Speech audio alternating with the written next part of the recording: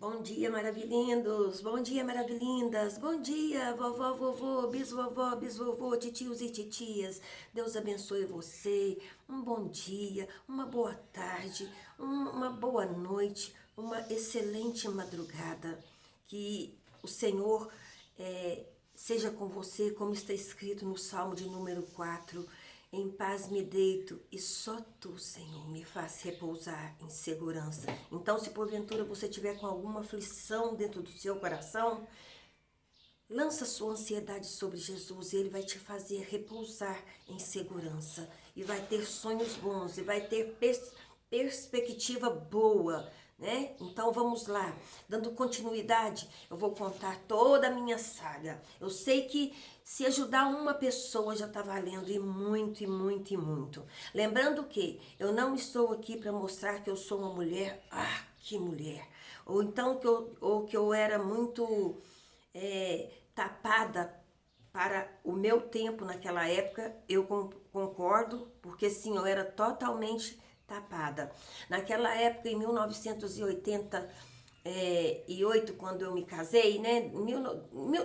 Os anos 80, né? Eram anos assim que você podia brincar na rua, você podia brincar de pique-esconde, de queimada, de pera, uva, maçã. Então a gente tinha esse tipo de brincadeira, nós não crescemos envolvida. Para você ter ideia, a televisão entrou na minha casa, eu já estava com 20 anos. Eu já estava com 20 anos. 18, 19, 20 anos. Não mais do que isso. Então nós tivemos muito tempo para brincar. Para brincar de bolinha de gude, para subir no pé das árvores, para nadar em riacho, entendeu? Meninas, né? Meninas. Porque lá na minha casa o campeão lá de se ter era meninas, né? Nós éramos 5 irmãs com a vizinha de baixo que tinha mais duas meninas, então era a rua naquela época era muito cheio de crianças. Mas voltando ao que eu estava falando por nos criar sozinha, né? Tinha lá a presença da minha avó e mas o meu pai tinha ido embora, né? E tinha ido viver uma vida dissoluta, uma vida de amantes com amantes. Então ele havia saído de casa e largado a minha mãe com 7 crianças pequenas, né? Da qual eu era mais velha. Na época eu estava quando ele saiu de casa de vez, eu estava com 14 anos. Com 14 anos para 15 anos. 15 anos o meu irmão nasceu, né? Quando meu pai foi embora, ele largou a minha mãe grávida do meu irmão caçula. Então, assim, houve uma ruptura muito grande, embora que os anos todos, os 15 anos antes da minha vida, o meu pai era um alcoólatra inveterado. Ele bebia, bebia, bebia, bebia, era bebida e mulher, bebida e mulher, bebida e mulher. E havia muita briga dentro de casa, havia muito palavrões jorrando dentro de casa.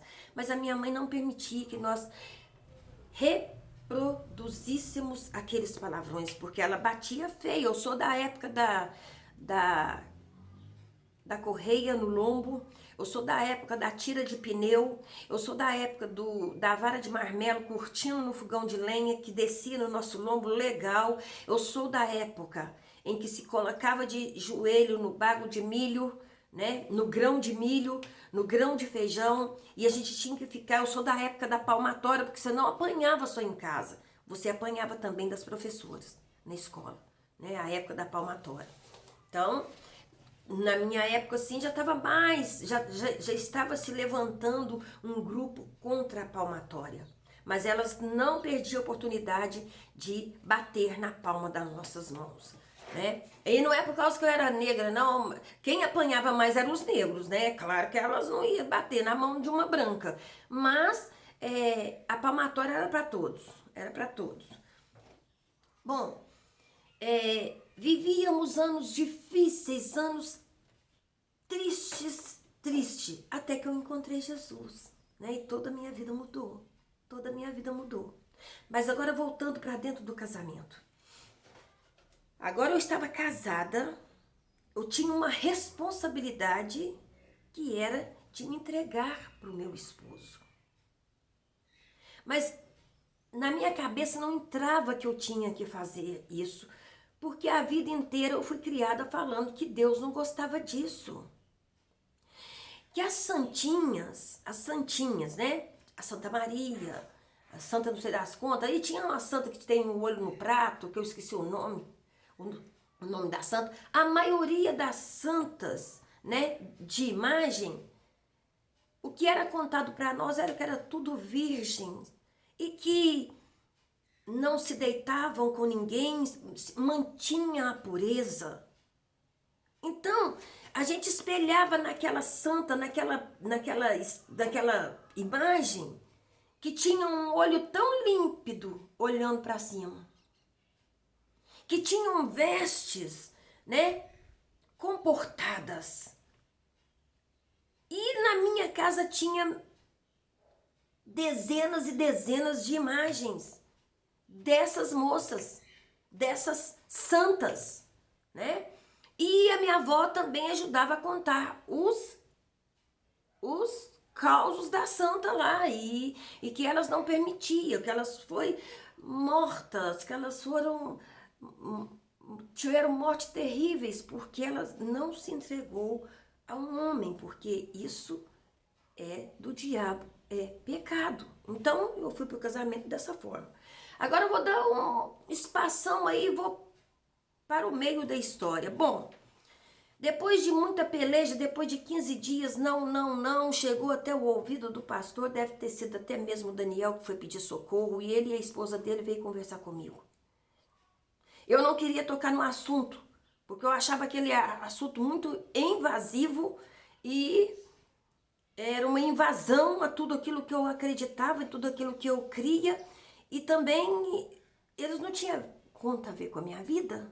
Então não precisava de ficar contando o que acontecia em quatro paredes. E para completar, eu era muito das ignorantes.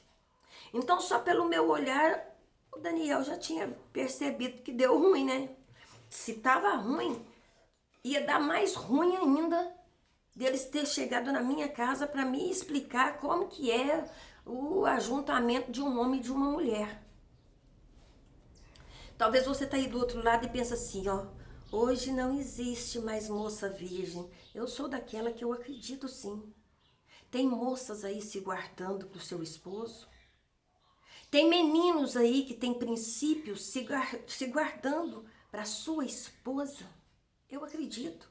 Eu não acredito que o mundo tá nessa caatinga, nesse fedor, nessa podridão, nessa sodomia toda.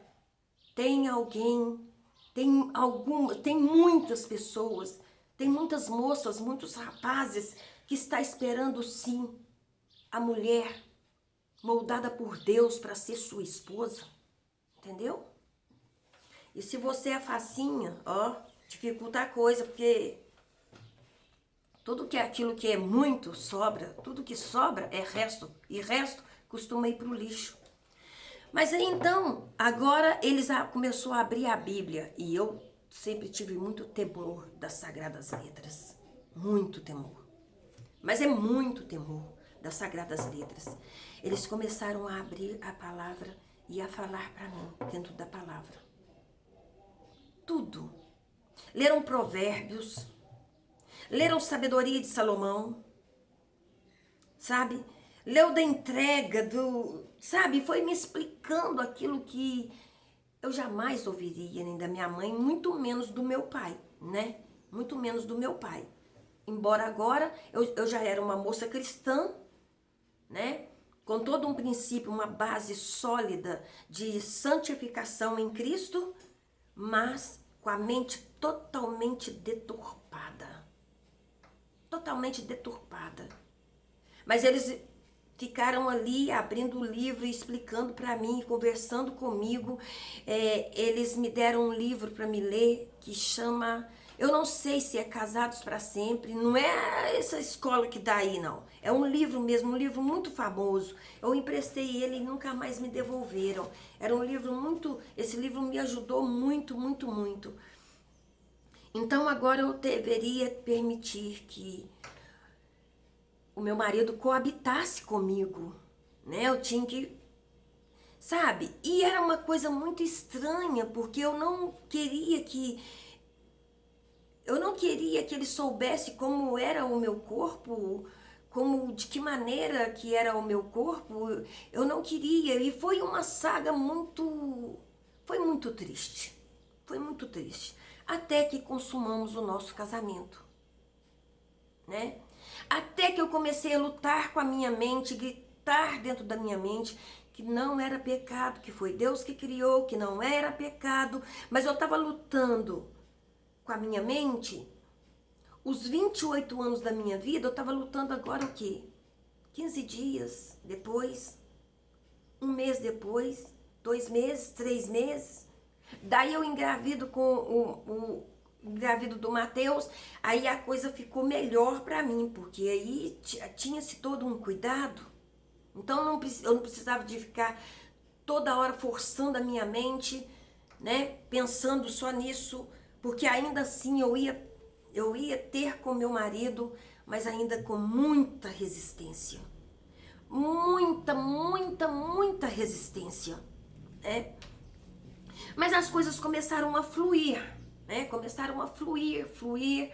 E depois nós tivemos um período bom no nosso relacionamento íntimo. Nós tivemos um período muito bom, né? E talvez você mede a vida sentimental de uma pessoa, a vida de uma pessoa pelos filhos que ela tem. Olha, isso tem nada a ver, viu? A minha mãe teve 8 filhos, que depois eu fui conversar com ela com muita leveza, com muita calma. A minha mãe nunca sentiu orgasmo. E ela teve 7 filhos. O que é explicável é que todas as vezes que meu pai procurava ela estava ovulando, então o bebê, né, crescia. Mas eu comecei a ler, eu comecei a pesquisar, eu comecei a procurar. Eu não era de contar muito dessas coisas da minha intimidade para ninguém. Eu lembro que uma vez nós fomos num congresso de mulheres, só de mulheres. Nós fomos fazer um curso para dar estudo para casais, né? Que o estudo é o Casados para Sempre. Mas o livro, eu não lembro mais como que o livro chamava. Era um livro da capa branca, com duas alianças assim na capa, ó, 2 alianças assim entrelaçadas. Mas daí então, nós ficamos com uma qualidade muito boa, sabe? A qualidade ficou muito boa. Mas à medida que eu fui engravidando, fui tendo os filhos, o tempo, a criança toma muito tempo da gente, né? Às vezes você prepara para ter uma intimidade, a criança chora. Ou então, eu já não tinha Mateus mais, a gente já tinha construído a casa, já tinha mudado, o Mateus estava no quartinho dele. Mas a Lauren estava comigo, que ela não aceitou ir pro berço.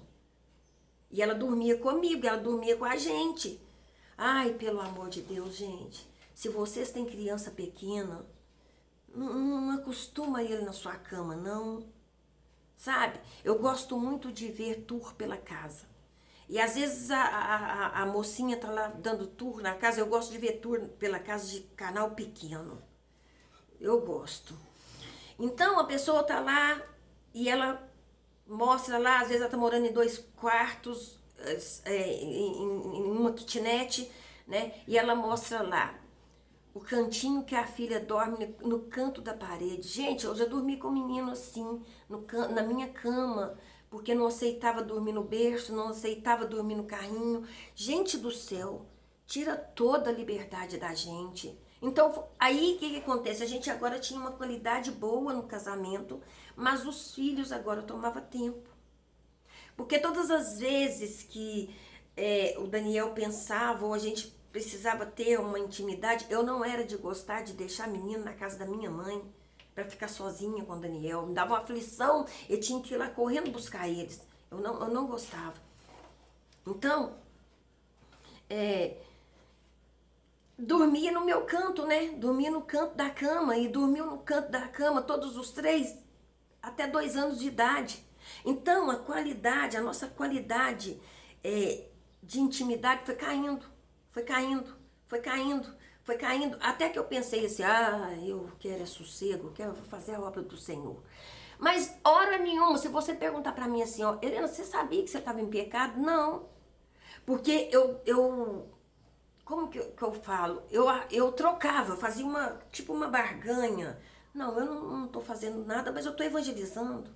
Não, eu estou ganhando almas. Não, eu encho uma van com 22 pessoas e levo para a escola dominical todos os domingos. Não, as pessoas que estão comigo, elas se batizam, elas estão arrumando para casamento, eram amigadas, mas agora está querendo organizar a sua vida. Eu achava que eu estava fazendo uma barganha com Deus, né? E assim foi. As palavras agora de que aquilo era nojento, que aquilo é do diabo, que Deus não agradava disso. Olha, o nojo do cheiro das coisas, enfim, eu continuava sentindo. Um nojo, né? Não, hoje eu não sinto mais isso, não. Né? Eu já falei que eu tô contando casos de 20 anos atrás, né? Eu tô com 33 anos de casado, 33 anos. Então, eu tô contando casos de 20 anos atrás. Então, os 13 anos nós fomos levando assim. Os 13 anos de casado, empurrando com a barriga, quando dava, assim, não tinha qualidade. A nossa intimidade não tinha qualidade. Não tinha. Qualidade alguma, qualidade nenhuma. Não tinha. Bom, aí chegou um tempo em que eu estava, como eu disse, eu estava abraçando todos os trabalhos da igreja, né? Os trabalhos da minha casa, o trabalho da igreja e outra coisa, gente, sem ter máquina de lavar. Batia-se no tanquinho, torcia no tanquinho elétrico, né? Esse tanquinho de lavar. Mas não era máquina, era tanquinho. Batia a roupa no tanquinho e esfregava tudo na mão. Como as roupas do meu marido era terno e calça social, aquilo era lavado na mão e passado com quina e, entendeu? Gastava-se muito tempo. Eu vim adquirir máquina de lavar tem pouco tempo, tem uns 15 anos, mais ou menos, que eu adquiri a primeira máquina de lavar. Deve ter de 15 a 20 anos, né? A minha primeira máquina. Tanquinho eu sempre tive. Quando a gente mudou pra cá, não, eu lavava tudo no braço e na raça, né? Mas, vou interromper aqui um pouquinho. A TT, da Dicas da TT, ela tá vendendo uma série de aparelhos que uma dona de casa precisa. Entra no canal dela, o canal dela chama Canal da TT. E você vai ver, às vezes você vai se interessar, ok? Porque ela tá vendendo tudo coisa seminova, ela tá vendendo para comprar a máquina de lavar dela, porque a máquina dela estragou e ela tá com problema nos braços. Dá uma forcinha lá, entra no canal dela. Fala que você veio pela Helena. Você foi pela Helena. Então, gente, a gente tinha muita amizade. A gente tinha amizade com um pastor aqui, que ele era pastor, esse moço, com ele, com a família dele, tudo, né? E ele vinha muito aqui, que ele era muito amigo do meu esposo, né? Ele vinha muito mais aqui do que a esposa dele, do que filhos. Ele vinha, mas morava tudo aqui na mesma rua, dando a curva lá em cima. Aí, nisso, esse pastor teve um acidente e morre. E morre. Eles eram assembleianos, vou voltar a falar, Assembleia, Igreja Batista, Presbiteriana e todas as outras igrejas evangélicas, não é culpada da safadeza dos seus membros. Tá bom, gente? Tem escândalo em todo lugar. Mas as igrejas não é culpada pelo escândalo de membro. Suja sim, mancha sim. Mas eu vou dizer para você uma coisa. Antes de você abrir a boca para denegrir uma igreja, peça a Deus para mudar a sua vida, para moldar o seu caráter. Então, veja bem, Ele faleceu, foi enterrado e tudo. Eles tinham ido morar numa cidade fora e voltaram para trás, né? Agora a mulher estava viúva com os filhos, voltaram para trás, veio morar aqui. E ela começou a frequentar muito a minha casa, muito a minha casa. E ela vinha assim num horário que sempre o Daniel estava para chegar do trabalho. Chegar. Daniel a vida inteira foi muito carinhoso, muito, sabe, muito dependente de carinho, porque ele cresceu sem carinho, gente. É uma família toda destruturada, né? Então, ele chegava, saía, ou ia pra célula, ou ia pra célula de homem, pra alguma coisa, ele despedia de mim, abraçava, beijava e tudo, e ela percebendo aquilo, e eu atarefada com o menino, e troca menino, ensina dever, e faz isso, faz aquilo, atende telefone, meu telefone tocava, telefone fixo, tocava 24 horas por dia, e era aquela coisa, um monte de trabalho, um monte de coisa pra fazer. Ela falava pra mim assim, ele é tão carinhoso, né? Que ela tinha uma vozinha assim. Ela não morreu. Ele é tão carinhoso. Eu tava cheia de serviço, aquela mulher andando atrás de mim, pra onde que eu ia, ela ia, né? E eu falava com eles, ele é muito preguento. É o meu jeito de falar. Eu dizia, ele é muito preguento. Eu não deveria falar assim. Uma mulher sábia não fala assim do seu esposo. Uma mulher sábia não entra na rodinha de outras mulheres para denegrir a imagem do esposo. Se o seu esposo é ruim, ordinário e tudo, eu quero que nessa hora você se coloque no lugar de Jesus. No seu lugar, o que faria Jesus? Se seu marido é um grosso, eu não sei o que, é isso, aquilo outro, e você já não aguenta mais, se coloque diante de Jesus e pergunta para ele, no meu lugar, Senhor, o que o Senhor faria? Tem muitos casamentos acabando porque a mulher bate de frente com o homem, sabe? E não quer ser um instrumento de bênção na vida do esposo, porque o Senhor pode nos usar. Começa a agir de uma forma diferente com ele, faz um teste, usa uma forma diferente. Se você gritava, não grita mais. Se você apelidava, não apelida mais. Se você só mostra para ele as negatividades dele, começa a elogiá-lo. Começa a colocar no papel, pega um caderno escondido, que só você sabe aonde que está. Começa a escrever, qualidade do meu esposo. Talvez nos primeiros minutos, nos primeiros dias, vai ser difícil você encontrar uma qualidade nele. Enumera depois os defeitos do seu esposo. Faz a mesma coisa com você, as suas qualidades e os seus defeitos.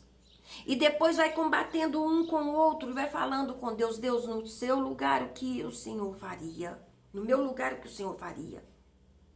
E seja para o seu esposo aquilo que você quer que ele seja para você. Né? Mas voltando ao assunto, a mulher começou a vir demais aqui, e meu marido é construtor, e ela pediu para ele construir uma casa enorme, de tijolinho à vista, né? Essas casas que é só de tijolinho aparente, mas tem o tijolo especial, não é esses comum não, tijolinho. E aí ele foi trabalhar para ela, construir essa casa para ela, que as coisas deram ruim. Mas ficaram 1 ano dando ruim e eu nem percebia. Por que eu não percebia? Porque eu estava atarefada demais com as crianças. Com os problemas da igreja. Né? Quando eu falo problema da igreja, não é que a igreja me trazia problema, não. Com as pessoas, né, com quem eu lidava, com quem eu tinha que cuidar, com quem eu tinha que evangelizar, quem que eu tinha que ficar aqui em casa horas e horas e horas aconselhando, por telefone, e assim foi. E o Daniel continuava trabalhando com ela. Tinha dia que ele chegava e falava assim, Helena, eu não gosto que mulher fica sentada me vigiando trabalhar. A fulana vai pra lá, senta lá na pedra e fica lá o tempo todo, desde a hora que eu pego o serviço até na hora que eu vou embora. Porque no caso ele vinha almoçar em casa, né? Até na hora que eu vou embora, ela fica lá. Ô gente, sem maldade nenhuma. Eu acredito que nem da minha parte, nem da dele. Eu falei assim, Talvez é porque ela não tem ninguém para conversar, benzinho. Uai, conversa com ela. Assim, gente. Porque na minha cabeça também não entrava que crente traía, que crente apunhalava. Principalmente se era crente de uso e costumes, ela era de uma igreja de uso e costume. Eu nunca tinha visto aquela mulher de short, de blusa de camiseta, igual eu tô aqui, ó. Nunca tinha visto. Era só de gola, manga e saião, que a saia mais esconjutada, um cabelo despontado, tudo mal cuidado. Ela toda mal cuidada. Né? Então, jamais passou na minha cabeça. Eu ainda falei com ele, dá atenção pra ela, ué. Ela tá sozinha, tá viúva, tá sofrendo muito. E ele falou comigo assim, mas eu acho que ela deveria de vir pra cá conversar com você aqui. Se naquela época eu tivesse a cabeça que eu tenho hoje, eu ia subir lá e falar pra ela, filhinha, dá licença. Dá licença. Mas nem passou na minha cabeça. Um dia, eu tava muito cansada. Eu tinha trabalhado muito mesmo. Né? Tinha evangelizado, tinha trabalhado, tinha reunião de escola, então eu estava muito cansada.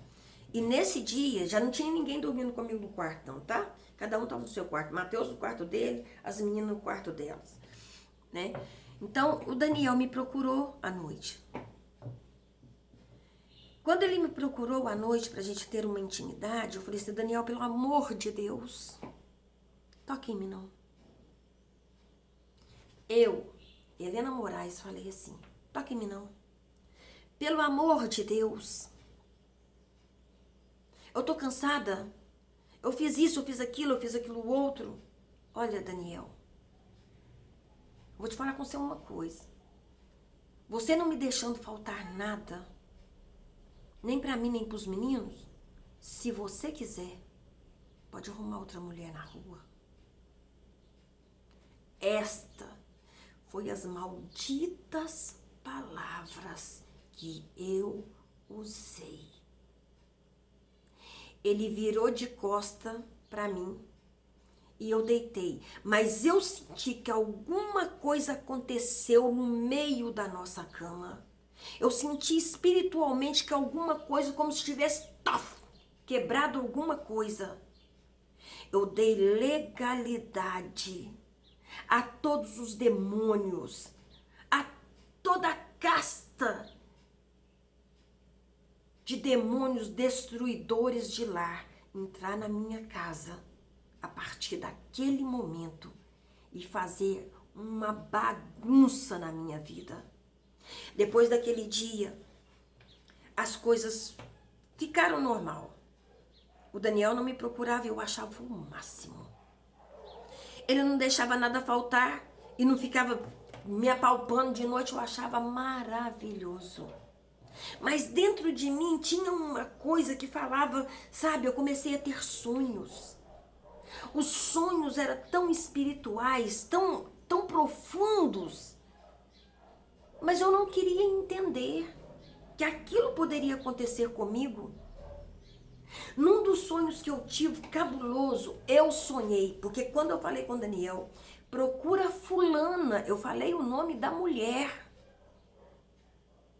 Já que ela não te dá sossego, fica com você o dia inteiro, procura ela e fica com ela e me dá sossego.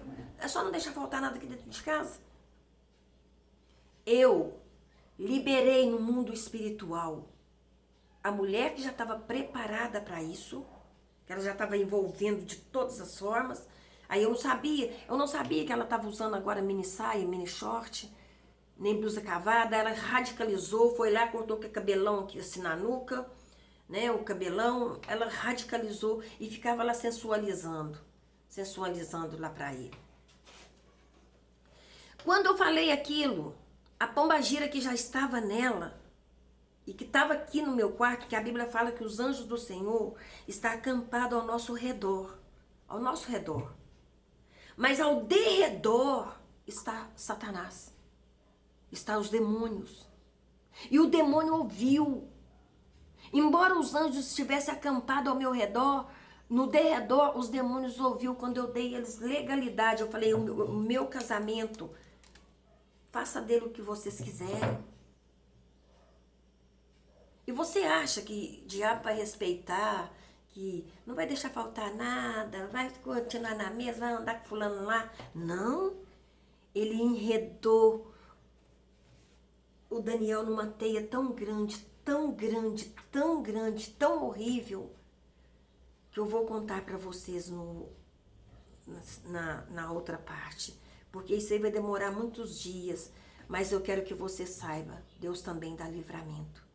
Deus também dá livramento. Lembrando que esse é o dia que o Senhor fez, nós vamos alegrar muito nele, porque a alegria do Senhor é a minha, é a sua, é a nossa força. Ah, gente, talvez você vai ver aí 2 vídeos repetidos, porque estava demorando demais para subir. O vídeo de ontem, ele demorou o dia todo para subir. Então, eu cliquei nele, cliquei de novo. Então, ele subiu 2 vezes. Eu vou tentar, que eu já tentei de todas as formas excluir o vídeo repetido, mas eu vou tentar aqui de novo. E no mais, Deus abençoe você. Até o próximo encontro.